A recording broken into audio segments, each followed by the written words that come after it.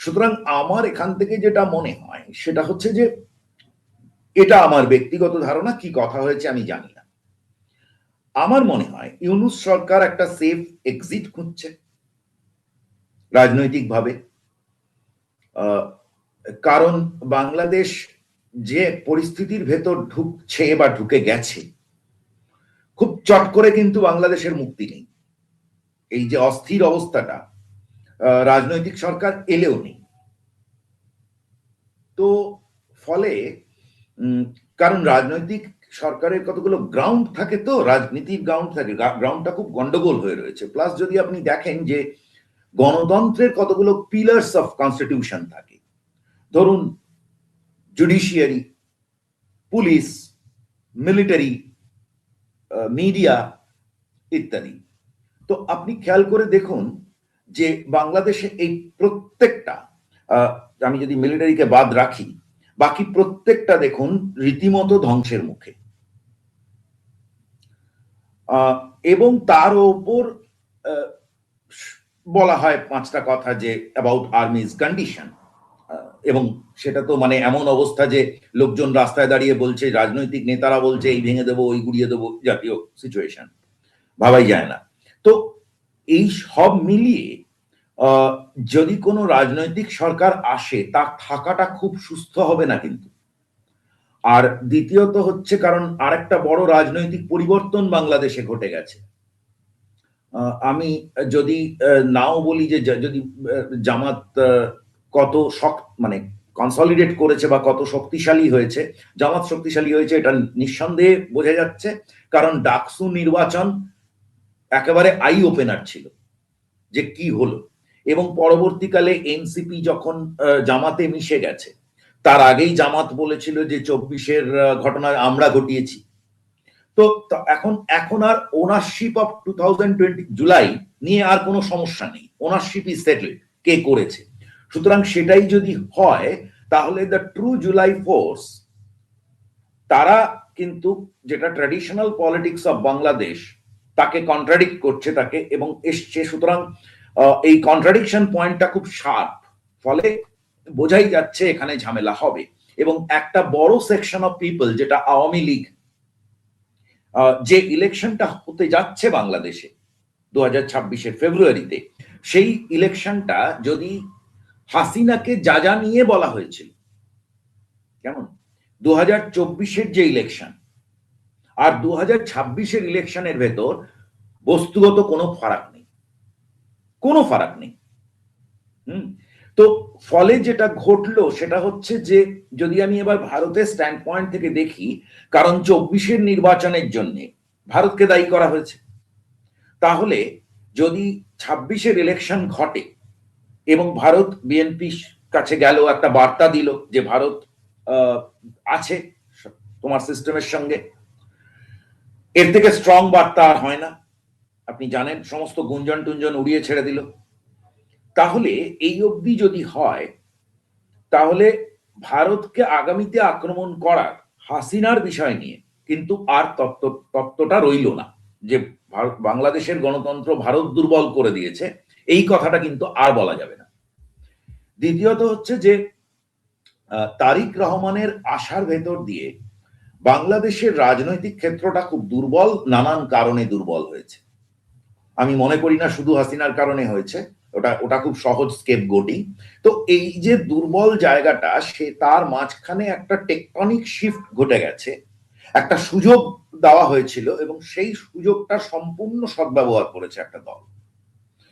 তো তাহলে যেটা ট্র্যাডিশনাল পলিটিক্স, তার রেসারেকশন দরকার।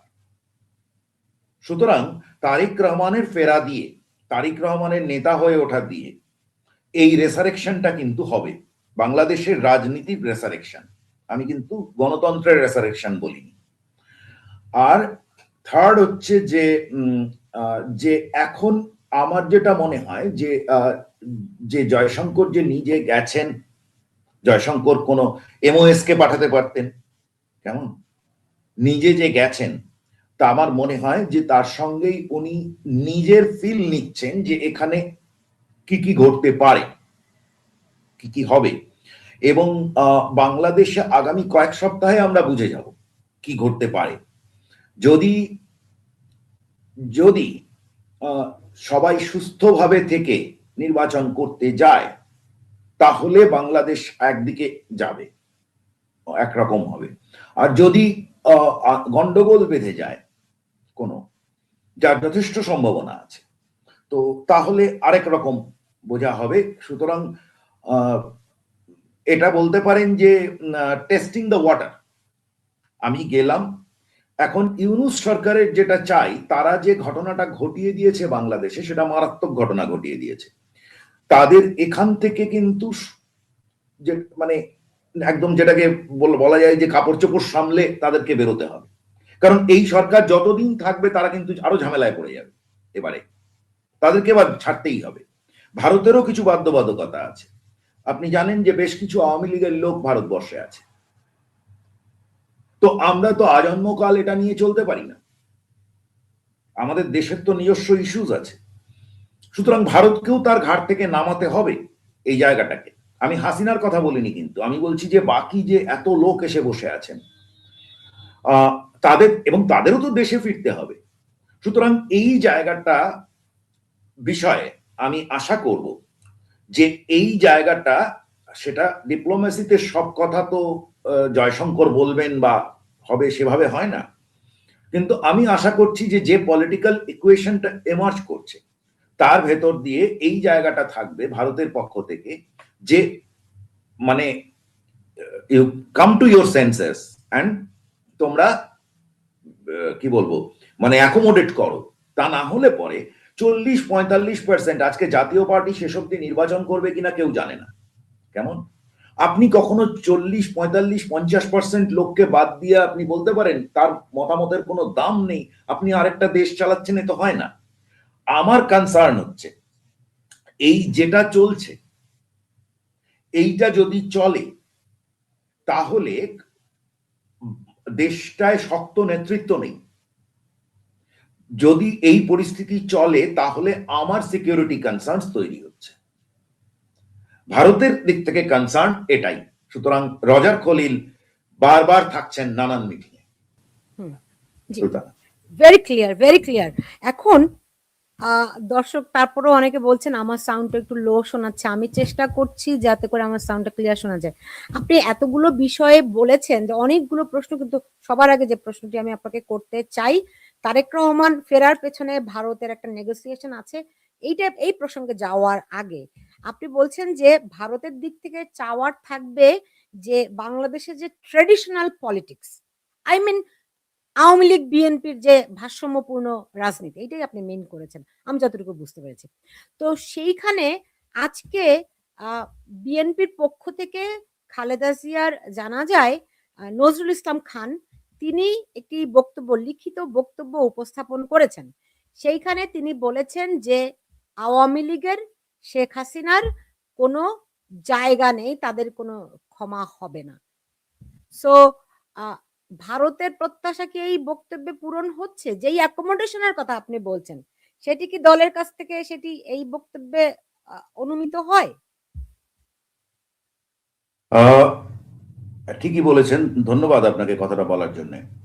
কারণ ধরুন এই প্রশ্নটা আমার কাছে রাশিয়া টিভি করেছিল যেদিন তারেক রহমান নামলেন, যে উনি নেমে ওসমান হাদির কথা বলেছেন। এখন আমার বক্তব্য ছিল যে এগুলো রেটরিক, প্রি ইলেকশন রেটরিক, কেমন সব জায়গাতে হয়। তো ফলে সেটাকে আমি এই মুহূর্তে বলতে পারবো না। মানে এই যে দলের পক্ষ থেকে যে কথা, যদি আমি গত 1.5 বছরে বিএনপি দলের পক্ষ থেকে যদি কথাগুলোকে এক জায়গায় রাখি, তাহলে খুব একটা আশাবাদী হওয়ার জায়গা নেই। কারণ সর্বপ্রথমে বলবো, আপনি আওয়ামী লীগ ভুলে যান।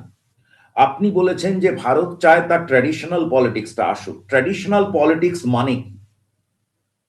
পলিটিক্স মানে আওয়ামী লীগ বিএনপি না।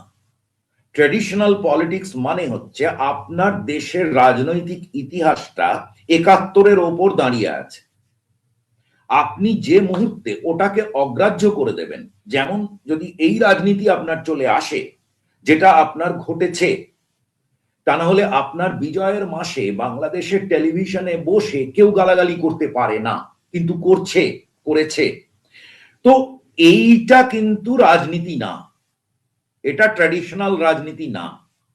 এই রাজনীতি যদি জায়গা পায় তাহলে কিন্তু মানে সমূহ বিপদ, মানে আমাদের বিপদের কথা ভুলে যান, আপনাদের যে বাংলাদেশের বিপদটা ভাবুন। কারণ আপনার বাংলাদেশের যার ভিত্তিতে জন্ম হয়েছে, তাহলে সেটাই কোয়েশ্চেন হয়ে যাবে। সুতরাং আবার আপনি গৃহযুদ্ধ পরিস্থিতিতে ফিরে চলে গেলেন, কেমন?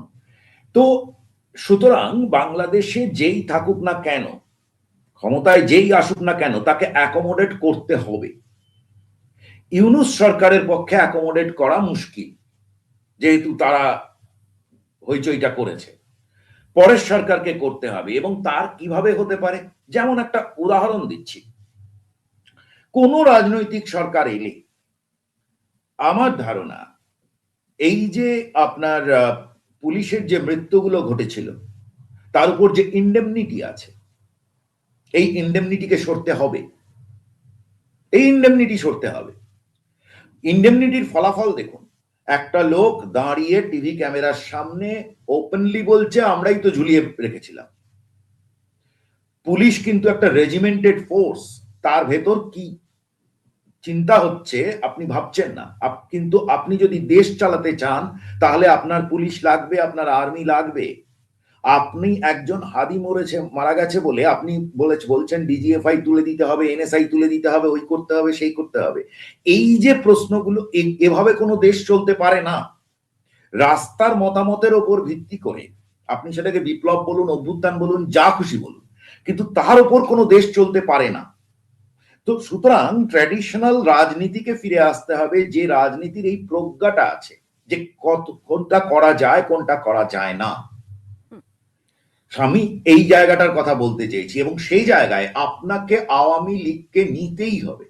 আপনি না নিয়ে যদি রাজনীতি করতে যান, আপনি আওয়ামী লীগকে রাজনৈতিকভাবে তাকে অবলিটারেট করে দিন, that is a different issue. এটা হতেই পারে। আমাদের দেশে কংগ্রেস এত বড় দল ছিল, কেমন? এমার্জেন্সির পরে ইন্দিরা গান্ধী চলে গেলেন, আবার 80 সালে ফিরে এলেন। 84 সালে ওনার মৃত্যুর পর রাজীব গান্ধী যে সিট পেয়েছিলেন, ভারতের ইতিহাসে কোনো সরকার ওই সিট পায়নি। সুতরাং এত কিছুর পর আজকে যখন কংগ্রেস পড়ে যাচ্ছে, তাহলে প্রশ্ন তো এটা হতে পারে না যে কংগ্রেস পড়ে যাচ্ছে, কংগ্রেস বাঁচাও। কংগ্রেসকে নিজেকে বাঁচতে হবে, তার রাজনৈতিক কর্মকাণ্ড, তার রাজনীতিটা সেরকম। সুতরাং আমার বক্তব্য এটা নয় যে আওয়ামী লীগ বাঁচাও, আওয়ামী লীগ কোনো আওয়ামী লীগের যদি যোগ্য নেতৃত্ব না থাকে, তাহলে আওয়ামী লীগের বদলে কোনো নয়া আওয়ামী লীগ, পুরনো আওয়ামী লীগ, কিছু একটা নামে একটা দল হতে পারে। আপনাদের দেশে বহু দল এসেছিল, কিন্তু যে দলই ক্ষমতায় আসুক আর থাকুক আর যাক, সিট পাক আর না পাক, এই যে ডেঞ্জারাস ট্রেন্ড হয়ে গেছে, এই যে বারবার এই যে ইতিহাস বদলে দেওয়ার কথা হচ্ছে, এই যে বারবার ঘুরিয়ে নিয়ে 71 চলে যাওয়া হচ্ছে, বারবার নয়া বন্দোবস্ত,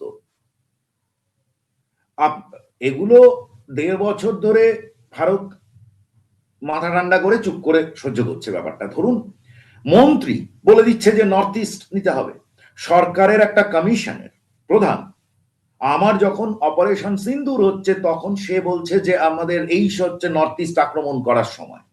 এখন এগুলো কিন্তু বেশিক্ষণ আর চলবে না। মানে যে পৃথিবীর রাজনীতির যে নিয়ম কানুন আছে তার বাইরে চলে গেছে। সুতরাং আমি বলতে চাইছি বাংলাদেশে সেই সরকারকে আসতে হবে যারা রাজনীতির ভেতর আবার ফিরিয়ে আনবে, সুস্থ রাজনীতির ভেতর। এবং সুস্থ রাজনীতি যদি অতীতে হাসিনার কারণে ক্ষতি হয়ে থাকে, তাহলে আগামী নেতৃত্বকে সেই নতুন ভাবে মানে সেই ক্ষতিগুলো পূরণ করতে হবে, তবেই না লিডারশিপ। আমাদেরও তো ইন্দিরা গান্ধীর জন্য ক্ষতি হয়েছিল, তাহলে তার পরের সরকারগুলো তো এমার্জেন্সি করেনি আর। সুতরাং যদি কোনো ভুল হয় সেই ভুলটাকে ঠিক করতে হবে, কিন্তু তার মানে এই নয় যে সবকিছু উল্টে দিতে হবে।